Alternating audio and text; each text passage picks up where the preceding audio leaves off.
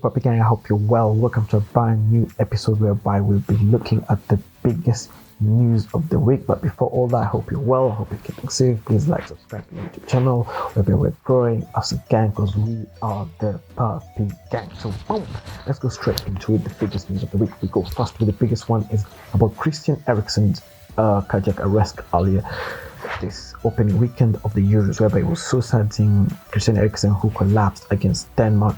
It was so unfortunate, it was so scary, it was so everyone was in distress. It was really a nasty scene, but all in all, Danish FA say that he's doing well, he's receiving his treatment well, and he's responding to the most important thing. We really do hope he comes back playing football because he's one of the best and the greatest, one of the greatest even to some extent, maybe the top 50, top 40 greatest playmakers football has ever seen. So we really hope he comes back playing football so he entertain us all.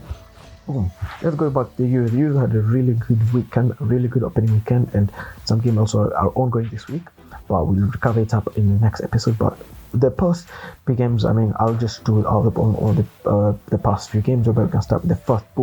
Let's go start with Portugal, who are among the biggest favorites of winning the Euros. Portugal beat 3-0 to Hungary. Two last-minute goals from Cristiano Ronaldo, a goal from an own goal from Hungary, whereby Hungary deserves something from the game. But hey, football is not about. Sometimes it's so unfair. Sometimes you may have tactics spot on, but like sometimes it's also Portugal really won big in a big 3-0. Another big game in the same group was France against Germany. France really beat Germany 1-0, and it was an own goal from Mats Hummels, which was so unfortunate. But France really have a really good team with the likes of N'Golo Kante, Paul Pogba, likes of Pavard, Kylian Mbappe, Benzema, Antoine Griezmann, who are all immense. It was one of the biggest performances for France for me. The result of 1-0 was so entertaining, so end-to-end game. Germany should have gotten something also from Serge Gnabry, who had one of the biggest chances of the game. But France are looking really good. They're looking really decent. Didier Deschamps is doing an exceptional job with this France team, which is so talented. But Paul Pogba was man of the match for me, had one of the biggest games. The other team which had a really good game is Italy, who won a very fantastic game. They won after winning the opening weekend game, whereby we had Belotti, who had a really good game. Big win for Italy. I think they caused problems going forward.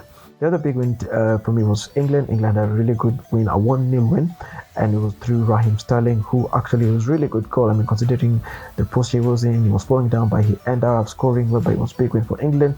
Calvin Phillips, big talk of it was the biggest name after the game. Won man of the match, but he was thoroughly deserved after doing an exceptional job the whole game. He's a really good Silky Leeds. Now he's doing it now for England, which is good. I think he's going to get a big move soon enough. But let's see how things will go.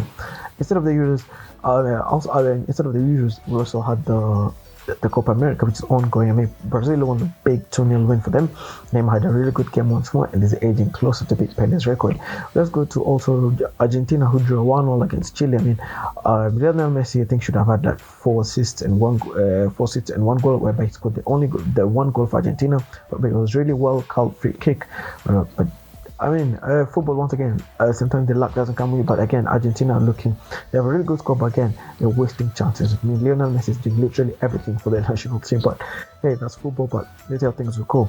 Let's go to one of the biggest transfer talks of the week, which for me is the biggest, is Arsenal's £14 million bid on Ben White, which was rejected by Brighton, which I find it absurd. I don't know if it's absurd. Brighton rejecting 40 million bid for Ben White, or Arsenal bidding 40 million bid to Ben White. It's crazy. Football is back to play. After COVID, I thought like prices would go down a bit, but hey, it's still crazy price, especially for the English players. Whereby Ben White is really a class player. He was a late introduction to the England squad after Trent Alexander-Arnold's injury. So let's see how things will go. If Arsenal make a bigger bid, like 15 million bid, then gets rejected again, or Brighton accept, that would be absurd according to me. But hey, that's where football is right now. But let's see how things will. For me, that was the biggest transfer talk. Also, Gini Donnarumma, who's moving to PSG. I think that's a really big move, 5-year deal to PSG after leaving AC Milan. Donnarumma, I think it's a big move for Donnarumma. I think he needs a new environment, he needs a new challenge, and PSG are really building a really formidable squad. They just recently signed Gini Wijnaldum on a free from Liverpool, and now they're getting Gini Donnarumma from AC Milan. I think PSG are really building a good squad, and if they can maintain Kylian Mbappe, they already maintain Neymar with a big contract, and they're still targeting other players like Achraf Hakimi. So let's see how things will go.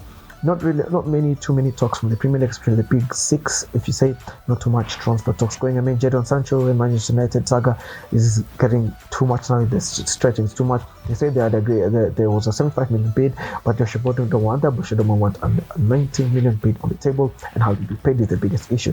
So let's see how things go. It might drag, but hey, that's how things are going. The other big news of this week is Premier League fixtures got out today. This is Monday, but it got out today, and we have Tottenham versus Manchester City, we have Chelsea versus Palace, we have Norwich versus Liverpool, and Manchester United versus Leeds. For me, I think the four teams are Liverpool, Manchester City, Manchester United, and Chelsea will challenge for the Premier League title upcoming season. But let's see things. It's hard to predict right now because we still don't know the transfers that are going on. But let's see how things will go. I mean, we're really looking for the new season to start on the August 14th, and don't forget we have a World Cup coming up next year. So a lot of things going on will be ongoing when this new season is ongoing, because players are really looking forward to playing the World Cup.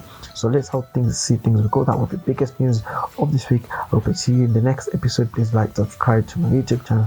Let's see how things will go from there. Please keep safe, and never forget, we are the Papii. We are the best. So ciao, and have a very beautiful week ahead as you enjoy the Euros 2020, the Copa America. Ciao.